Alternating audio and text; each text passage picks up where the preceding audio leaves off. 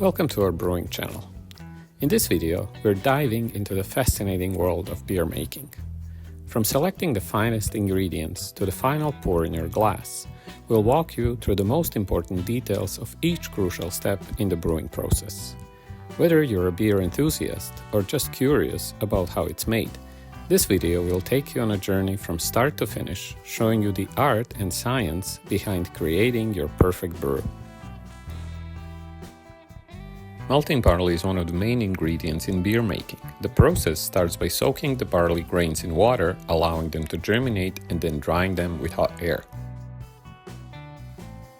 Before malting starts, barley needs to be cleaned. Barley cleaning is the process of removing any foreign material such as stone, dust, and other foreign grain from the barley kernels. This is typically done using a set of sieves.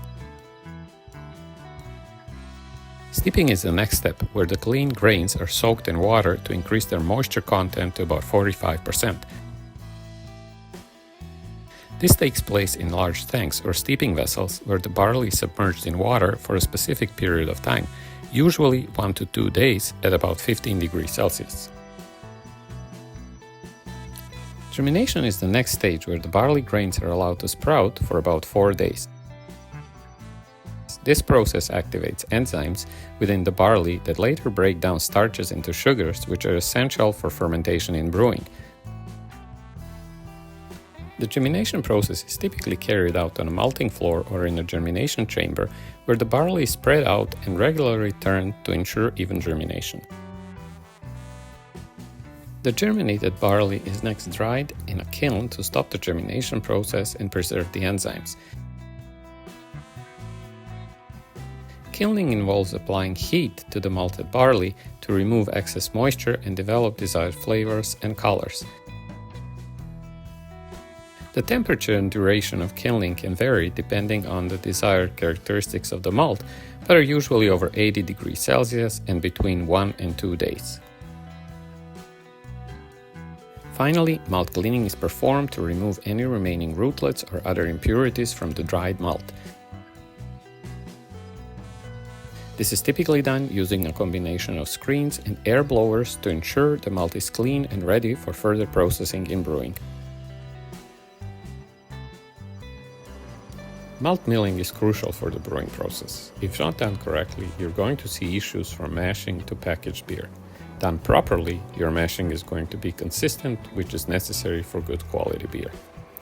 The purpose of malt milling is to provide correct quality of grist to the mashing process, in other words, expose starch to the mashing liquid so that the conversion can occur, and also to convert malt into a form so that the separation of wort from the solids can be achieved, or in other words, keep the husk intact for lautering. Malt milling operation is therefore supposed to achieve both particle size reduction and particle size control, and that can be checked by doing the grist analysis using a set of sieves. After being crushed by a pair of rollers in a malt mill, the grist is typically transported via flex auger to the top of the mash tun, where it is being collected in a grist hopper.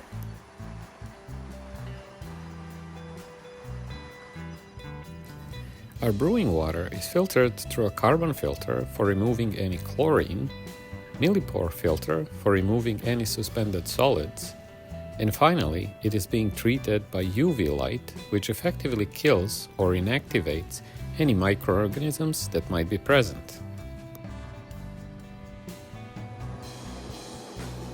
Our local water is very soft, so we're adding both calcium chloride and calcium sulfate to hit our mineral targets. Mashing starts as soon as the grist and warm water meet. Grist is mixed with the brewing liquor as it enters the mash tun. The main objectives of the mashing process are to dissolve the substances from the malting barley which are immediately soluble, to render soluble those substances which are insoluble in their native state through enzymatic action, and also to change the chemical structure of some of the constituent substances, primarily the starch and the protein, in a planned and predictable manner, also done by the action of malt enzymes. This is achieved by carefully controlling the time and the temperature of the process. Once hydrated, the enzymes go to work and they hydrolyze the proteins and convert the starch into fermentable and non-fermentable sugars. At the end of the mashing process, the temperature in the mash tun is increased to about 78 degrees Celsius in order to deactivate the enzymes and stop their action. The entire mash is then pumped over to the lauter tun. As soon as it's emptied, the mash tun is first rinsed with a hose, which is followed by a more thorough CIP or cleaning in place process. Wort separation is the process of removing as much of the sweet wort as possible from the now spent grain.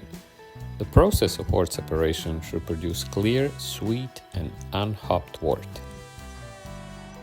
At the end of mashing, the wort remains contained within the mass of grain from which it was derived. During the next stage, the brewer must efficiently separate the two. The grain bed remaining after mashing acts as the filter medium through which the clarified wort is collected. This can be achieved by one of the following methods depending on the brewery equipment: traditional infusion mash tun, lauter tun, or mash filter. The lauter tun is a vessel used to separate the wort from the mash. It functions similar to a large sieve with a slotted or perforated floor known as the false bottom. The false bottom holds the spent grain while allowing the wort to filter through the grain bed and gather in the area below. The collected wort then flows into the brew kettle.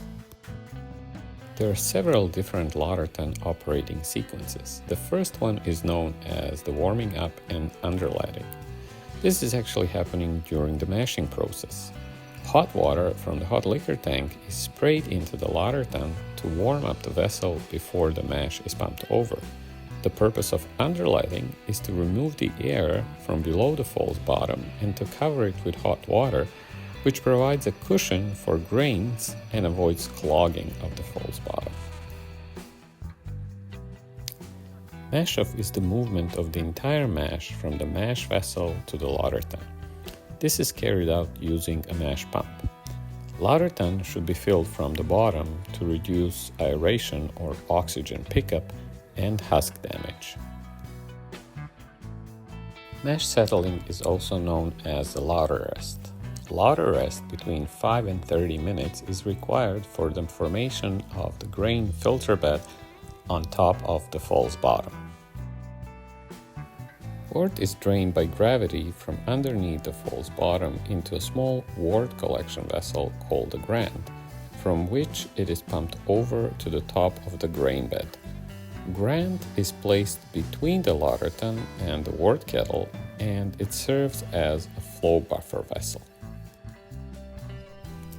Vorlauf is a German word for recirculation or pumping back of cloudy wort. When a mash is transferred to a lauter tun, some particles of grain, mostly embryo and husk material, remain suspended in the wort. These materials can negatively affect the beer flavor. Brewers therefore continue to vorlauf until the wort becomes clear. Only after that the wort is being pumped and collected into the kettle. It is important to be able to measure and compare the clarity of the first wort samples between different brews. One method that can be used for the determination of solids or insoluble material in wort is by Imhoff cone analysis. Imhoff cone is a simple, clear, cone-shaped container. It holds 1 liter of sample and has the side of the container graduated in milliliters. Imhoff cone analysis is used to determine the amount of solids which would settle out of the known volume of first wort sample in a defined period of time. Sparging can be described as a process of rinsing of the grain bed to extract as much of the sugars from the grain as possible. It should start before the top of the grain bed becomes visible. Typically, about 1 to 1.5 times as much water is used for sparging as for mashing. Sparging is typically done by hot liquor at temperatures between 70 and 80 degrees Celsius. Hot liquor can be introduced at the same flow rate as the wort which is being removed from the lauter tank. Last runnings are traditionally regarded as the final and weakest worts flowing into the kettle following the sparging process. The collection of the last runnings should be terminated at specific gravities of 1005 or lower. Spent grain removal is done at the end of the runoff process after all the wort is collected in the brew kettle.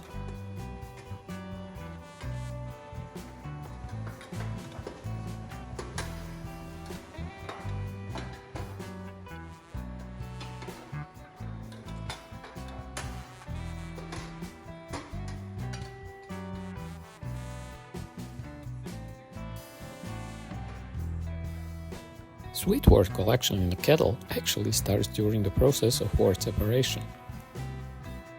Generally speaking, it takes about 60 minutes to fill a brew kettle during wort runoff. Heating is applied right away so that the temperature of the wort reaches boiling by the time the brew kettle is full. By the end of runoff, the kettle should be full and the wort should start to boil. At that point, the first kettle wort sample is collected for specific gravity measurement. First hops are usually added to brew kettle at the start of the boiling process. These bittering hops are added to balance the sweetness of wort. The boiling process should be vigorous and intensive and should last anywhere between 60 and 120 minutes. Aroma hops are added to the kettle typically between 5 and 10 minutes before the end of the boil. Major wort boiling objectives are summarized below. At the very end of the wort boiling process, the kettle knockout wort sample is collected for a specific gravity measurement. Typical evaporation rates during wort boiling are anywhere between 5 and 10%. Wort is finally being pumped from the kettle to the whirlpool for the removal of coagulated protein and hop material.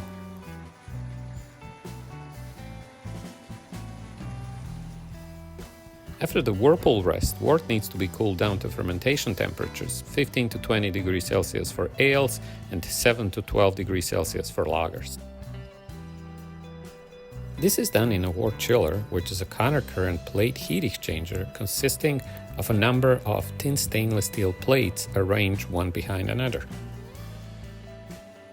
The fermentation vessel should be cleaned, sanitized, and drained of any sanitizer. Before the wort chiller is used to cool the wort, it must be heat sanitized. Hot water is flushed through the heat exchanger and transfer hoses until the temperature on the outlet is about 80 degrees Celsius. That needs to be maintained for about 20 minutes. After heat sanitation, the whirlpool pump is turned on and the wort should flush the water out through the T-valve at the base of the fermentation vessel. Once we see the color change from water to wort, the bottom of the fermentation vessel is opened to receive the cooled wort. It is also important to oxygenate the wort on its way to fermentation vessel. Oxygen is absolutely essential for yeast growth and reproduction. A corny keg containing a yeast slurry is connected to the wort chiller and it's pressurized with CO2 in order to send the yeast into the fermentation vessel.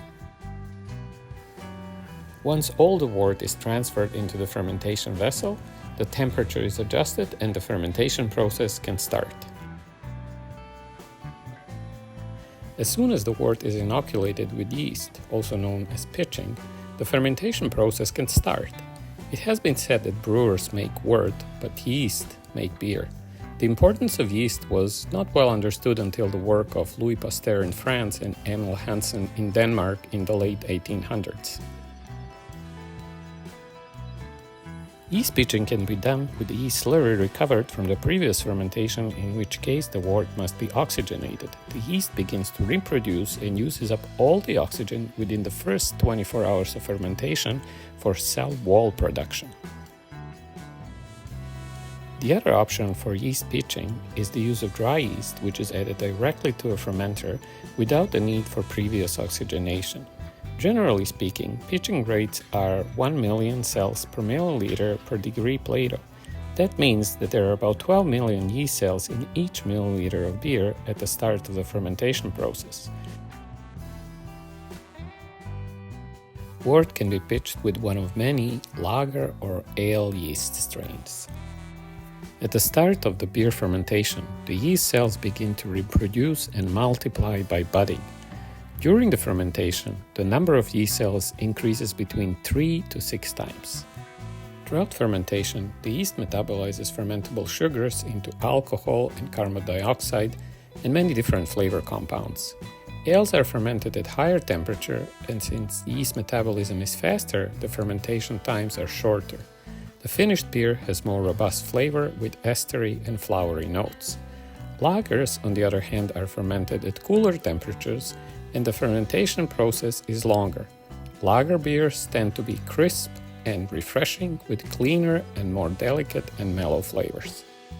After fermentation is done, lager yeast settles to the bottom of fermentation tank and ale yeast tends to flow to the top of the vessel. Fermenting wort samples are collected and analyzed throughout the fermentation in order to monitor the process. Yeast cell counts are done with the help of a microscope and a hemocytometer. Fermenting wort pH, alcohol level, and apparent extract are also analyzed on a daily basis. The collected data can then be plotted in order to produce a fermentation graph. Once the fermentation is done, the vessel is crash cooled and the yeast slurry is collected for the subsequent fermentation. At this point, we have a product which is called a green beer, which still has to go through the aging process, which can last between 1 and several weeks. After the aging process is complete, the beer is either transferred or filtered into the bright beer tank.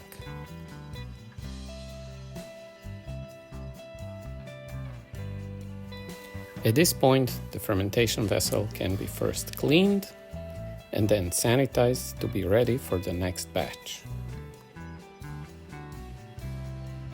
After primary fermentation, the product is now known as green beer.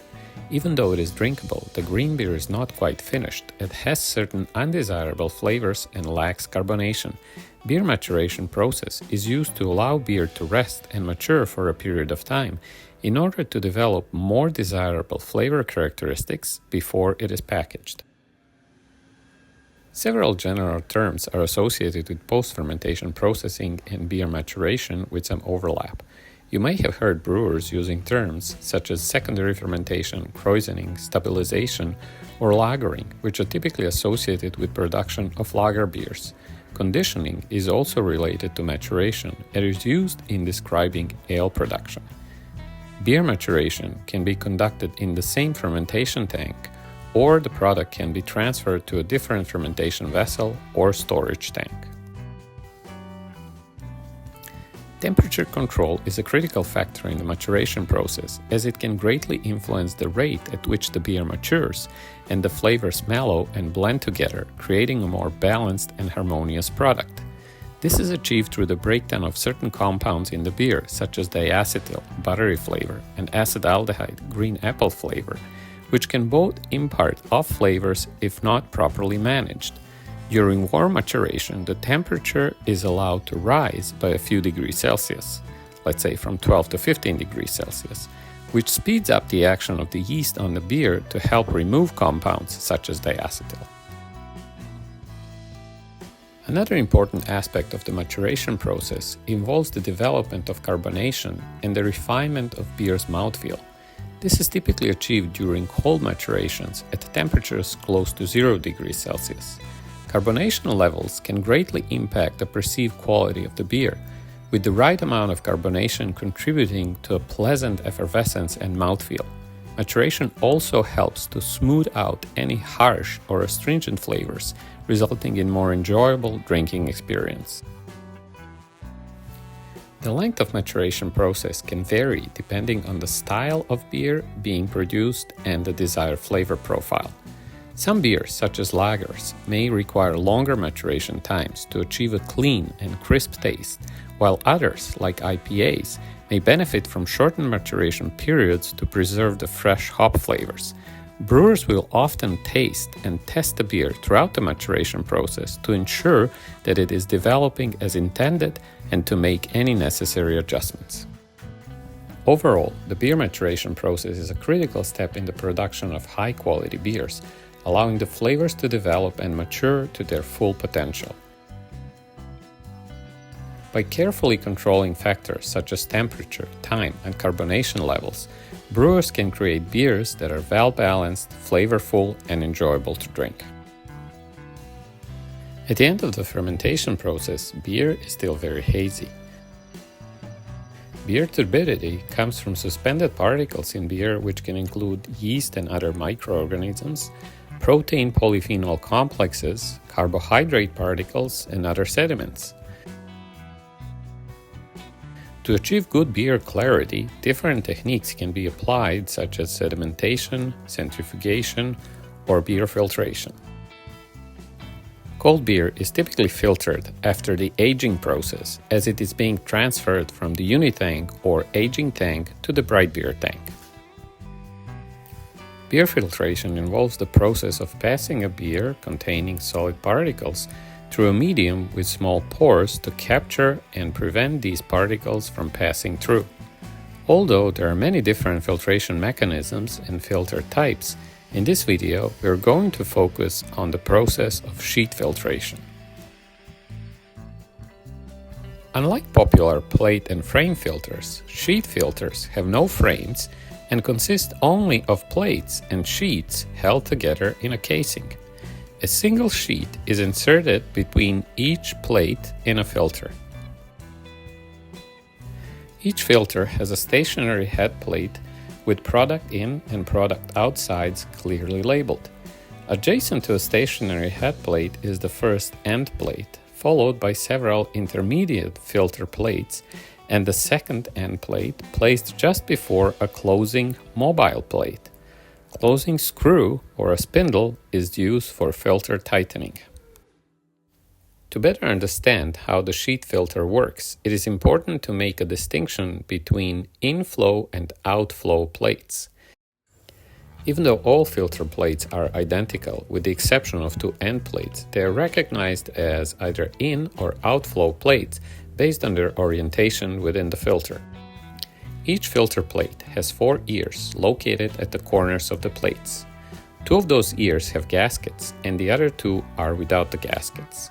If the plate's ear without the gasket is positioned on the inflow side of the filter, that plate is then classified as an inflow plate. Conversely, if the plate's ear without the gasket is located on the outflow side of the filter, it is categorized as an outflow plate. When placing plates in the filter, their positions should alternate. Filter sheets perform the actual beer filtration. It is also important to properly place filter sheets between the plates. Same as with filter plates, the orientation of the filter sheets changes with each consecutive sheet. Each filter sheet has a rough side and a smooth side. Beer should always flow in through the rough side and flow out through the smooth side of the filter sheet. Therefore, the rough side of the filter sheet should always be oriented towards the inflow plate, and the smooth side should always be oriented towards the outflow plate. Before equipment setup, inspect all filter plates, gaskets, and filter sheets that will be used. After properly placing filter plates and sheets and tightening the filter, equipment rinsing and sanitation can start. Filter inlet side is connected to the hot liquor tank. At hot water at 82 degrees Celsius, or 180 degrees Fahrenheit is flushed through the filter for at least 20 minutes. Water temperature coming out of the filter is checked with a handheld thermometer. Once the filter sanitation is complete, the hoses carrying the unfiltered beer from the aging tank into the filter and the filtered beer from the filter to the bright beer tank are connected to the product in and product outside of the filter. To reduce the oxygen pickup during the filtration operation, transfer hoses, beer filter, and the bright beer tank are all purged with carbon dioxide gas for several minutes. Prior to filtration, the CO2 pressure in the bright beer tank is set to about 10 psi, and the fermentation vessel pressure is adjusted to a few psi higher than that in order to move the beer from one vessel to another. At this point, the filtration process can start. Beer flows into the filter sheet through the inflow plate, which always faces the rough side of the filter sheet. Beer flows out of the filter sheet through the outflow plate, which always faces the smooth side of the filter sheet. Beer should always flow into the rough side of the filter sheet and out the smooth side. Filter sheets can be used for rough beer filtration, polishing filtration, and final filtration for microbiological removal. They're available in various grades or filter pore sizes for the required level of clarity. Larger particles are retained on the sheet surface, whereas smaller particles are caught within depth media. That means that filter sheets work both as surface and depth filters and can have a zeta potential for absorptive effects. By changing filter pore size and the number of filter sheets used within the filter, the final clarity of the product can be controlled. At the end of the filtration process, the filter can be opened and the sheets can be removed. Once all filter sheets are out, inlet and outlet valves, pipes, side glasses, and filter plates are rinsed with hot water. After taking the filter apart, all filter plates and fittings are soaked in all-purpose brewery wash solution for thorough cleaning. Bright beer tanks are used as buffer storage vessels prior to beer packaging. They're also a point for final quality control checks. Beer carbonation is adjusted to its target level with the help of carbonation stone and by controlling temperature and pressure in the tank.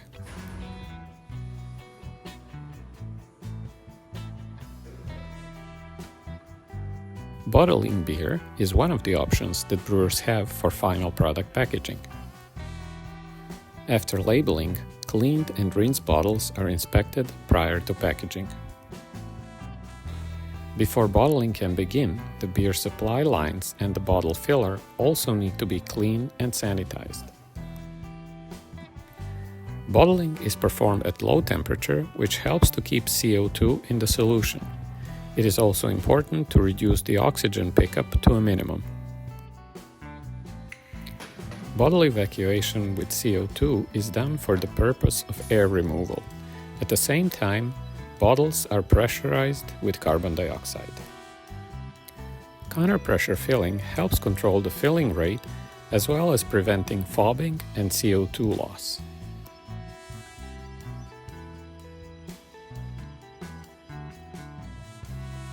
Bottles are crowned immediately after filling and checked for content level.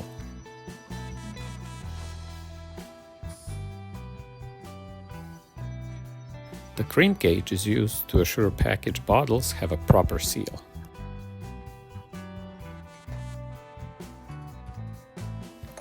Beer canning is another option for packaging beer in small containers. After initial inspection, cans are rinsed and placed on a can slide. CO2 purging is used to displace air. This is crucial as oxygen can lead to oxidation and off flavors in beer. Cans are filled with beer at a controlled rate, temperature, and pressure, ensuring that each can receives the correct volume without excessive foaming. Once filled, the cans move to the seaming operation, where the lids are securely attached to create an airtight seal.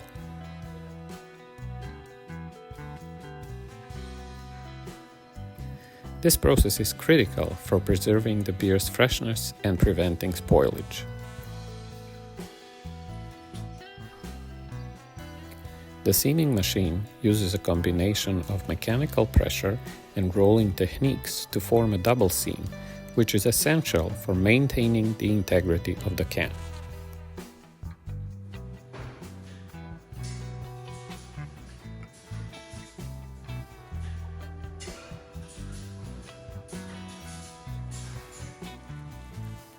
Batch pasteurization can be an attractive and inexpensive option for handling small product volumes. While some brewers may choose to forego pasteurization, the process remains an important tool for ensuring the safety and quality of the final product. Most beers are safe to drink even without pasteurization. However, products such as low alcohol and non-alcoholic beers should almost always be pasteurized. Beer pasteurization is a process where beer is heated to a specific temperature for a certain period to kill or reduce the number of harmful microorganisms, such as bacteria or wild yeast, that could spoil the beer or affect its taste. The goal is to ensure the beer's safety, extend its shelf life, and maintain its consistency in flavor and quality. Beer can also be packaged in kegs, which are used for bulk transport of beer and serving draft beer.